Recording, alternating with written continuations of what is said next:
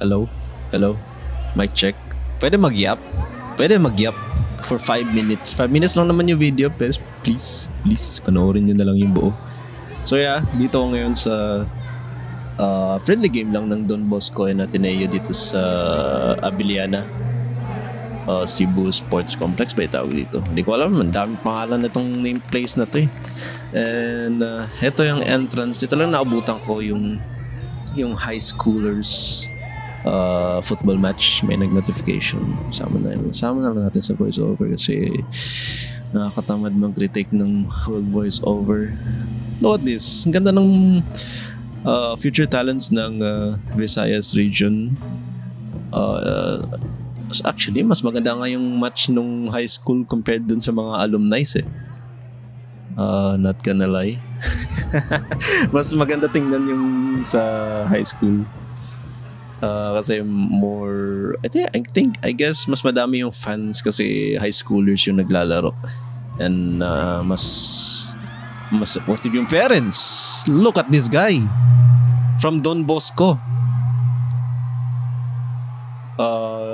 Askal Development Team. Hello? Sa Cebu lang to, Brad. Contact nyo this guy. Di ko napakita yung number. Pero yeah, ganda nung goal na yan. And I remember sobrang ganda nung save na to. Woo! Yung legs ng goalkeeper, Brad. Yun lang na nakasave dun sa goal na yun. Sobrang dami. I think nagka-deflection pa yung tira na yun eh. Kaya so mga hirap. I think ito yung same guy na nakascore ng goal. May galaw siya, Brad. Yung tinatry niyang makakuha ng penalty call. Ito nga pala nakascore yung Ateneo at this time. Kaya nagsa-celebrate sila. Hindi ko na-record kasi masyado akong nag-i-enjoy sa game. And yeah, beautiful header ng high schooler sa Ateneo.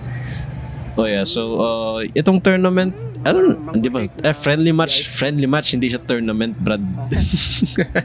So yeah, meron mga booth, meron ding mga thirsty baka naman.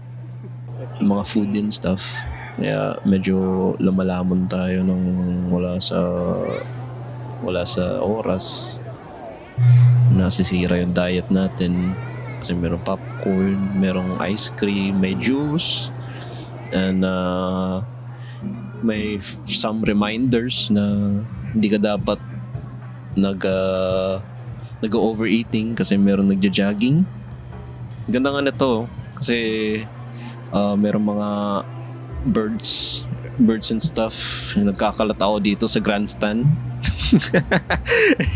So yung binigay kasi nila na popcorn, yung sobrang liit, yung parang pang-ibon na yung popcorn. Ito na pala yung match nung alumni. I think it started mga 7 plus na kasi nakauwi na kami dito mga 8 eh. Hindi nga namin natapos yung game kasi sobrang late na, Brad. And medyo malayo kami dito sa place na to. Malayo kami sa realidad ng Cebu. Pwede mo na rin sabihin na parang province na yung area namin eh. Sobrang layo sa city eh. Parang mapapagasto ka talaga pag gusto mong gumala. And si Ramos nga pala to, former CFC player. Ganda rin takbo niya, Brad. Parang yung takbong pro player. Pwede pa to. CFC. Pwede pa to, Brad. And yan, na-fake out dun sa cross niya. Akala ko pupunta na dun sa box pero I guess not. Yung camera na-fake eh. Ito, tira mo dong! Hindi na tinira eh. Nag-dribble pa siya eh. Hayaan mo na. Ito, I think close chance to and just a wrong contact dito sa ball. Si ano nga pala to? Zach Zambrano? Ewan ko, basta si Zambrano to yung goalkeeper din sa CFC. And a mistake from him. If uulitin mo yung video, hindi ko na i-edit to. Kaya yung sinipa niya yung box, sinipa niya yung bola outside the box. And yeah. Buti na lang naka-save. Nabawi niya. yung mistake niya, at least madaming Ateneo fans pa rin dito. And I don't think parents, I think mga ano lang talaga to, yung mga Ateneo fans lang talaga eh. Hindi sila yung parents ng players na nasa pitch. I hope kasi actually sobrang decent nung amount ng fans na nanonood dito sa friendly game lang to actually, di ba? Friendly game lang. Sobrang decent na. Masyadong madami. Ba't ganun yung wording ko? Madami na yung fans kahit friendly game lang siya. Yung entrance by the way is 150. Whole day na yun. And makakaupo ka na. Kung maparaan ka naman, meron 20 pesos. Kunyari, ikot-ikot ka lang dyan sa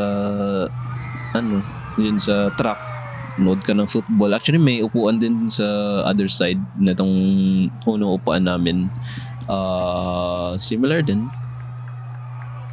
Kaya kung paraan ka naman, 20 pesos, ikot-ikot ka lang while nanonood ng football. Yun lang, kuripot ka tingnan.